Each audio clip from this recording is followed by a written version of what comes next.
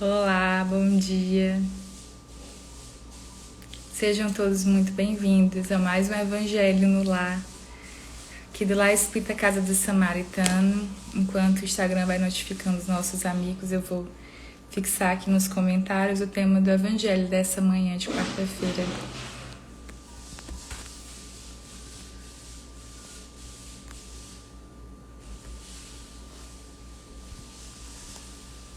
Bom dia, Lara, Nina, Mariana. Eu estou aqui colocando para vocês o tema do nosso Evangelho dessa manhã. Eliette, seja bem-vinda. Pronto, tá aí fixo. Quem quiser acompanhar de casa, fique à vontade. Aqui no Evangelho da FEB, na edição histórica, você vai encontrar o Evangelho de hoje na página 135.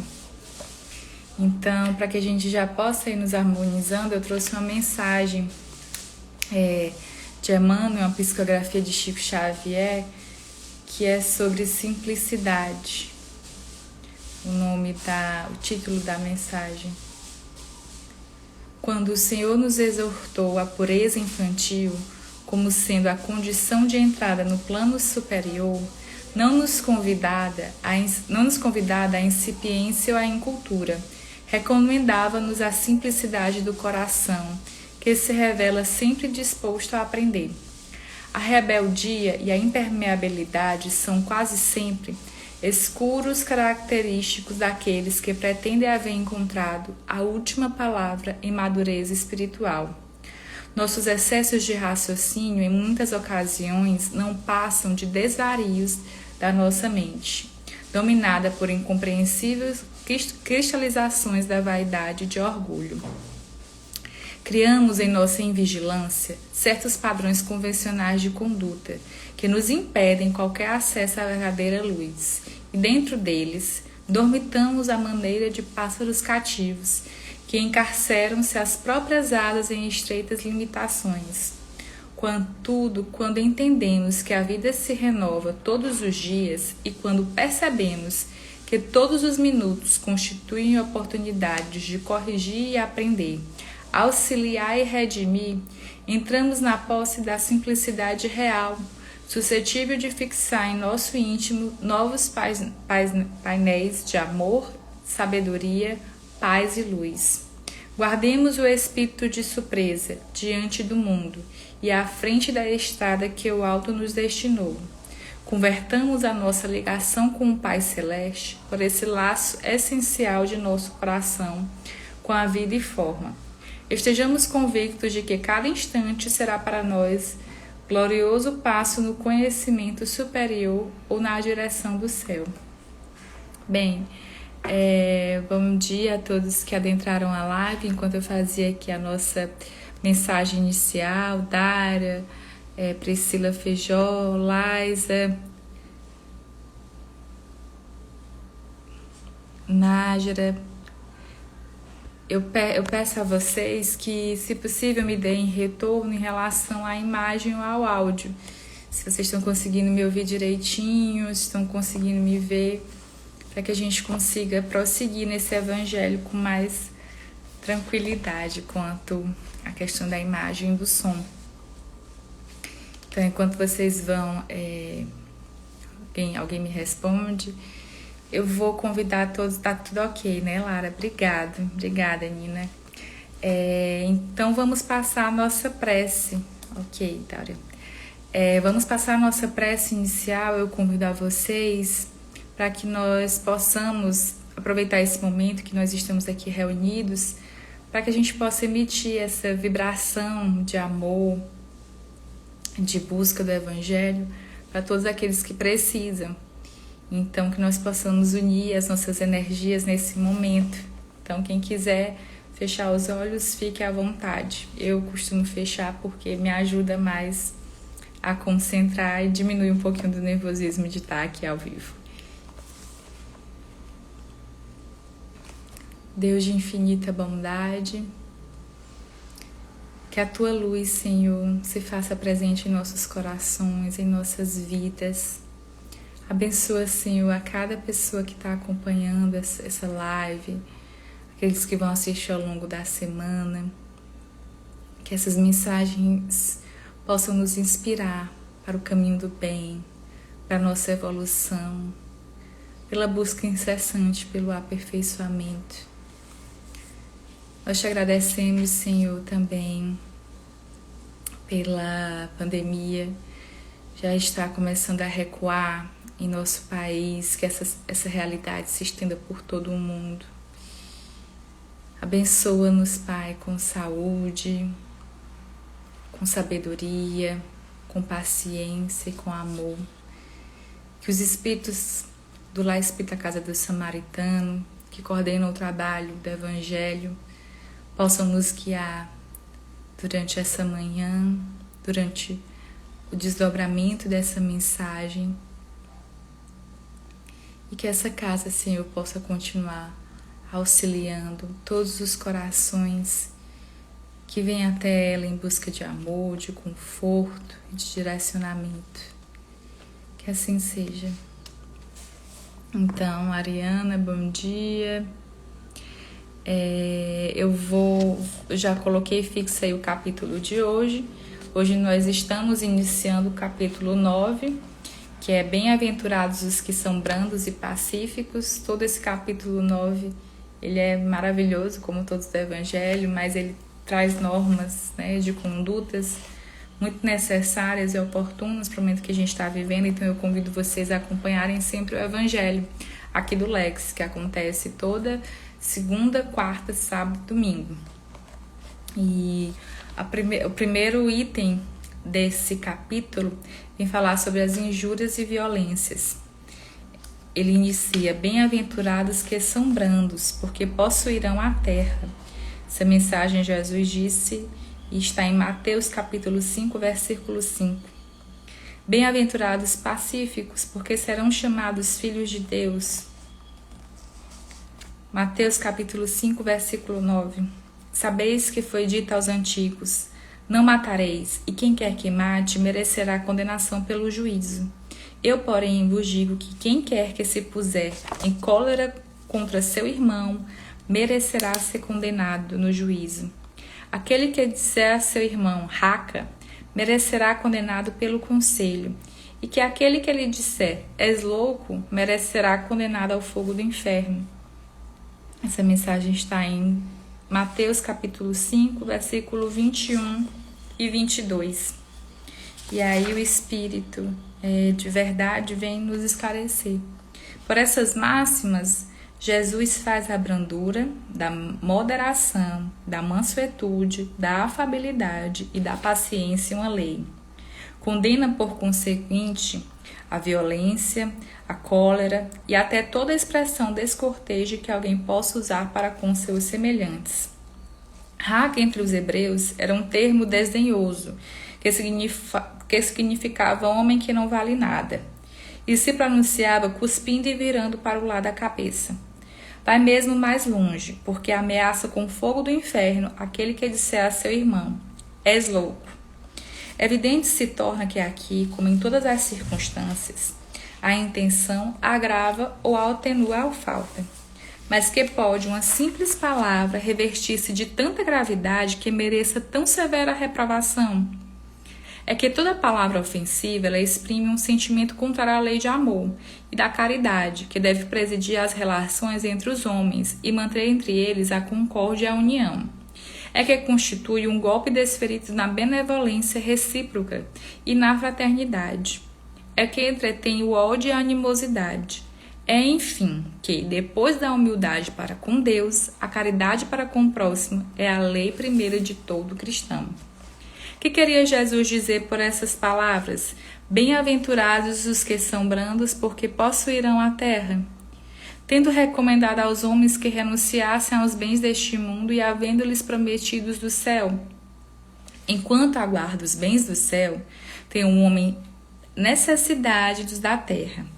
Apenas o que ele lhe recomenda é que não ligue a estes últimos mais importância do que aos primeiros. Por aquelas palavras, quis dizer que até agora os bens da terra são assambarcados pelos violentos, em prejuízo dos que são brandos e pacíficos, que a estes falta muitas vezes o necessário, a passo que os outros têm o supérfluo. Promete que a justiça será feita, assim na terra como no céu, porque serão chamados filhos de Deus. Quando a humanidade se submeter à lei de amor e de caridade, deixará de haver egoísmo. O fraco e o pacífico já não serão explorados e nem esmagados pelo forte e pelo violento. Tal a condição da terra, quando, de acordo com a lei do progresso e promessa de Jesus, se houver tornado mundo ditoso por efeito do afastamento do mal.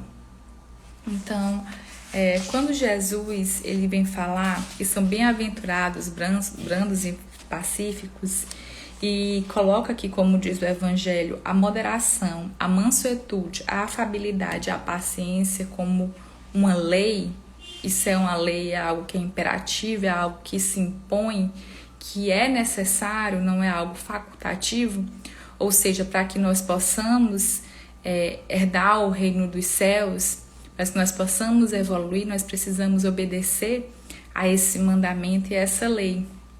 Então, primeiro a gente precisa identificar o que é brando e pacífico. Então, na mensagem inicial, eu fiz uma leitura de uma psicografia de Emmanuel, que ele diz que quando Jesus recomenda que deixai vir a mim as crianças, que nós possamos buscar ter esse coração puro igual de uma criança, ele não vem nos dizer que nós sejamos ingênuos como uma criança, no sentido de não ter conhecimento, no sentido de nos tornarmos frágeis. Ele vem falar da pureza de coração que uma criança tem. E é essa a pureza que a gente tem que buscar. É através dela que a gente vai conseguir obter essas características que o Evangelho nos trouxe. Então, é importante que nós possamos trabalhar o que está dentro de nós. Então, é como Jesus fala, não é o que entra, é o que sai da boca. E quando a gente fala o que sai da boca, a gente não pode confundir com regras de etiqueta. Infelizmente, a mansuetude que Jesus veio pregar, a doçura, a paciência, a humildade, elas são confundidas muitas vezes com formas de etiqueta, que é você falar baixinho, que é você não expor aquilo que você pensa, ou então se um outro lhe magoar, você não revidar, mas destilar contra ele todo tipo de ódio através de pensamento. Então não é esse tipo de conduta. Aqui a gente está falando da conduta moral, é do amor. Então, em relação a essa questão de mansuetude e apatia, eu trouxe uma mensagem também de Emmanuel, uma mensagem dele, que ele vem nos dizer que quando Jesus proclamou a felicidade para os mansos de coração, não se propunha, de certo, exaltar a ociosidade, a hesitação e a fraqueza.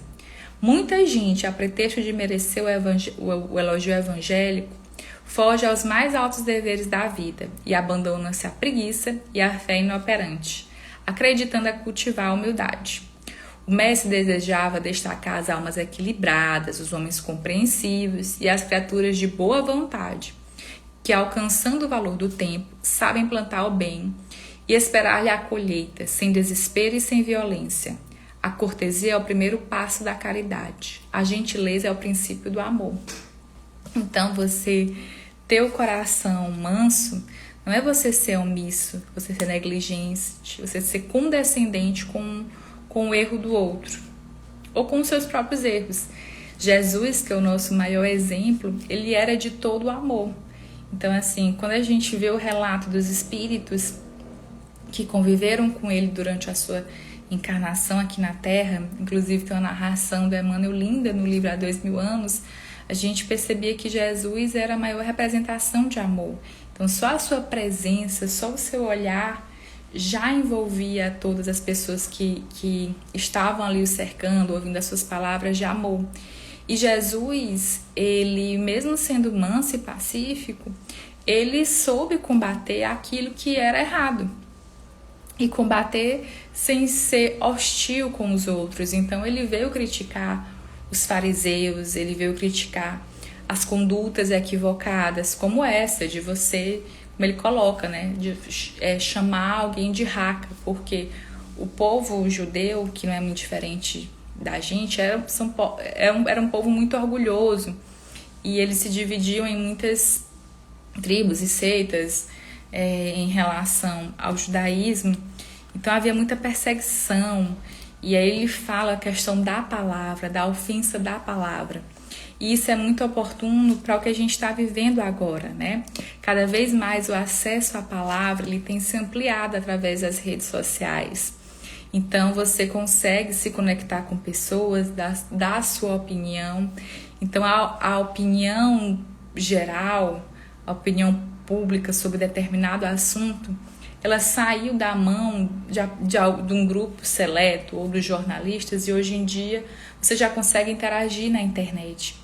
Só que muita gente se usa desse meio para destilar raiva, para destilar ódio, achando que por estar ali escondida atrás da tela de um computador, de um celular, que aquilo que ela está praticando não vai ser algo que vai ser identificado como errado, né? Que busca se esconder. E André Luiz, ele nos fala no livro Mecanismos da Mediunidade, no capítulo 11, titulado Onda Mental, que da mesma forma que aqui na Terra os corpúsculos conseguem ser medidos em ondas, o nosso também pensamento, ele cria ondas. Então, tudo que a gente pensa, tudo que a gente fala, as nossas ideias, pensamentos, ideias moldes, que são traçadas na nossa cabeça, elas se transformam em energia. E essa energia ela é o que nos caracteriza, é o que nos individualiza. Inclusive, ele faz até uma comparação com a TV, né? A TV ela tem todo um sistema de transmissão, de recepção e transmissão de imagem. A mesma forma, a nossa onda mental. Então, todos nós somos revertidos, encarnados e desencarnados, por esse campo energético que nos caracteriza. E através desse campo energético que a gente vai conseguir ter interação com os espíritos que estão desencarnados e os espíritos que estão encarnados. Daí vem as afinidades. E quando você não se policia, quando você emite pensamentos negativos contra o seu próximo, contra o seu irmão, você está alterando esse campo e aí sofrendo, abrindo uma possibilidade de, quem sabe, de desenvolver aí um processo obsessivo. Você prejudica inclusive a sua saúde. O André Luiz, lá no Missionários da Luz, quando ele vai falar sobre a glândula pineal, ele diz que nossos pensamentos interferem até nos nossos hormônios, no nosso sistema endócrino. Eu estava conversando num grupo de estudo nesse sábado, é um palestrante que é bem conhecido e bem atuante no movimento espírita. Ele disse que estava relatando pra gente que uma vez estava assistindo, acho que era TV Senado, uma coisa assim, onde estava vendo uma discussão sobre a gestão de um político. E ele disse que falou assim, sem intenção, tomara que ele morra. Quando ele disse, ele parou e pensou assim, olha a extensão disso, a gente desejar a morte de alguém. Como isso é grave. Então a gente precisa, não deixa de ser nosso irmão, então a gente precisa modificar essa forma de pensamento. Não é desejar que o político, que o fulano e o cicrano morram. É a gente praticar, exercitar a nossa cidadania, que nós já conquistamos isso, de outras formas, né? Cobrando da maneira que é possível e que é permitida, tendo consciência na hora de voltar, levando esse conhecimento às pessoas através do amor e não da imposição. Eu não estou aqui assumindo postura política, não é aqui a nossa intenção, mas como a gente está se aproximando aí do período eleitoral, a gente possa olhar o outro e respeitar, porque às vezes a gente vê as pessoas se degladiando, brigando por conta de política, e você não consegue parar e ouvir o outro e entender o porquê, ou aceitar, já que cada um exerce o seu livre-arbítrio, o seu poder de escolha e de cidadania de forma individualizada. Então nós precisamos respeitar o próximo, né? E não se colocar, como aqui traz na lição, em cólera contra o irmão, que é agressão através do pensamento. Aqui no livro Esperança, Emmanuel diz que a cólera é tempestade magnética no mundo da alma. E qualquer palavra que arremessamos no momento da cólera é semelhante a raio fulminatório, que ninguém sabe o que vai cair. Então a gente precisa policiar esses pensamentos. Como que a gente se relaciona com o outro, porque é acerenar o coração. Não é você se calar e encher a sua mente de ódio. É você trabalhar aquilo que lhe magoa. É você transformar a agressividade, que é uma energia poderosa, porque uma pessoa, quando ela está agressiva, ela fica com a energia lá em cima, em algo positivo. E não para prejudicar o outro e principalmente para prejudicar a si mesmo. Por isso é que ele diz que quando você pratica isso com o outro, você está praticando a caridade em si. Porque é muito difícil, né? Muitas pessoas vão dizer, mas isso significa fraqueza, se eu for bom as pessoas vão me usar. E realmente, assim, o mundo que a gente está vivendo tem essa característica ainda da violência. Mas a gente precisa praticar, porque nós estamos num processo evolutivo. E através do amor e do exemplo, a gente também vai conseguir modificar. É por isso que ele diz aqui que Jesus falou que os bem-aventurados, os que são brandos e pacíficos, possuirão a terra. Por que ele não fala do céu? Sendo que na outra lição ele diz que o reino de Deus não é na terra, mas nos céus. Porque a gente já sabe, já falamos várias vezes, que todo espírito passa por um processo de evolução. E à medida que ele vai evoluindo, ele vai alcançar a perfeição e conseguir conquistar a felicidade plena. Que muitas vezes esses estágios de recompensa você vai tê-los na vida espiritual. Mas quando ele fala do reino da terra, para que a gente possa se depurar, há um mecanismo que Deus nos dispôs, que a inteligência divina nos dispôs, que é a reencarnação, para que a gente possa nos depurarmos. E para a gente exercer a encarnação, a gente precisa de um local para desempenhar. E é esse o papel dos mundos. E o mundo também passa por evolução. Todos os planetas do universo e multiversos passam pelo mesmo processo de evolução. Então, todos eles iniciam mundos primitivos, vão para os mundos de provas e expiações, os mundos de regeneração, os ditosos e os celestes. E aqui ele traz, como a gente já viu em outras lições, que o planeta Terra está passando por esse processo de transição para um mundo de regeneração. Que Santo Agostinho, quando vem falar do Evangelho sobre esse mundo, ele diz que é um mundo de transição entre o de expiação e os ditosos. E a principal característica desse mundo é que começa a haver um processo de balanceamento entre o bem e o mal. Porque no mundo de provas e expiações, que é o que a gente vive, há o predomínio do mal. Por isso que a gente se vê diante de tantas situações de violência, de intolerância, por conta disso. Mas quando a gente vai para um mundo de regeneração, começa a ver essa quebra dessa balança. Então, o bem, ele já passa a ter uma força maior do que o mal. E para que a gente mereça nascer, reencarnar nesse planeta, né, para poder praticarmos a nossa depuração, é possível que a gente esteja em conexão com esse mundo, é a nossa onda mental que nos caracteriza. Então, para a gente reencarnar na Terra hoje em dia é um martírio para o espírito, né? Vir num mundo com tantas injustiças e desigualdades, mas no futuro não. As nossas próximas encarnações já vai ser um mundo de regeneração. E a gente precisa trabalhar agora para a gente poder participar desse mundo. Porque em contrapartida, aqueles irmãos que não se habituarem, que não tiverem conexão com esse mundo, serão rebaixados a outros mundos, como já tem exemplos, né, por exemplo, dos espíritos que vieram de capelas exilados. E não é isso que ninguém quer. A gente quer seguir. Então, à medida que o mundo foi evoluindo, ele vai se tornando menos material. A gente vai conseguindo dominar mais as energias constantes no planeta em que a gente vive, no universo.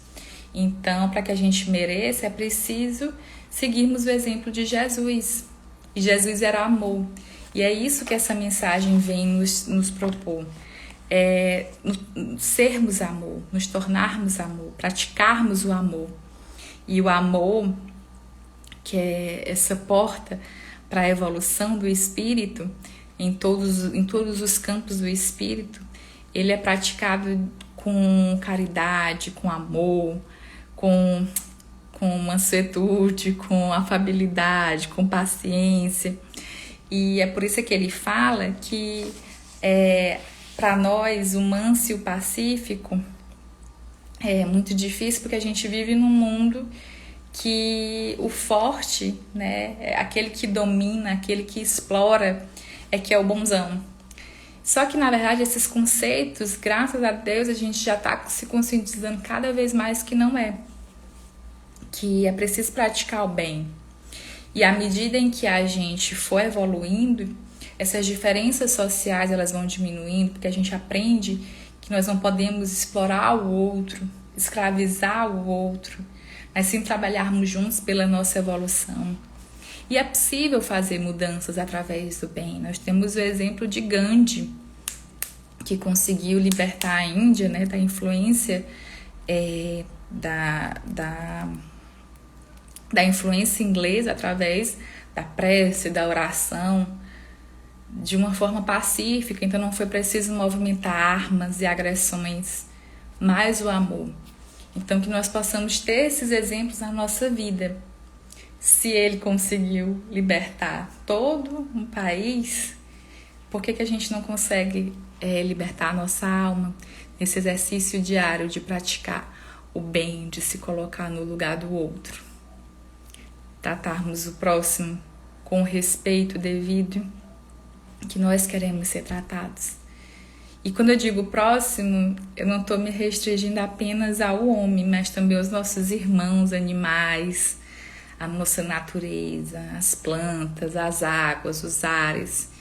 Então que nós possamos praticar cada vez mais essa conduta de reforma íntima, de amor a tudo que nos cerca. Então é essa a mensagem de hoje. Eu gostaria de agradecer todo mundo que está aqui acompanhando. Eu não vou repetir para não ser injusta o nome, mas eu queria deixar um abraço a todos, aqueles que forem assistir ao longo da semana também, se sintam, recebam o meu agradecimento. E vamos passar para a nossa prece final para que a gente possa encerrar o evangelho dessa manhã. Então, como eu falei no início, quem quiser fechar os olhos para poder se concentrar, buscar uma posição mais confortável, fique à vontade. Mestre amado Jesus, obrigado, Senhor, pelos teus ensinamentos, pelos teus exemplos, que como tua mensagem nos trouxe, que nós possamos, Senhor, permitir que o amor, a bondade, a caridade dominem o nosso coração, extirpando o orgulho, o egoísmo, a preguiça, a vaidade, a cólera. Que através dessa mensagem nós possamos trabalhar as nossas relações com o próximo, amando ao próximo como tu nos recomendou, compreendendo, tendo empatia, tendo respeito. Que essa mensagem possa ser levada a todos os corações, Senhor. Gratidão, Pai, por este momento. Que assim seja. Joyce, um abraço a todos e até o próximo encontro, que é no sábado. No sábado a gente vai dar continuidade a esse capítulo novo. Tchau, tchau.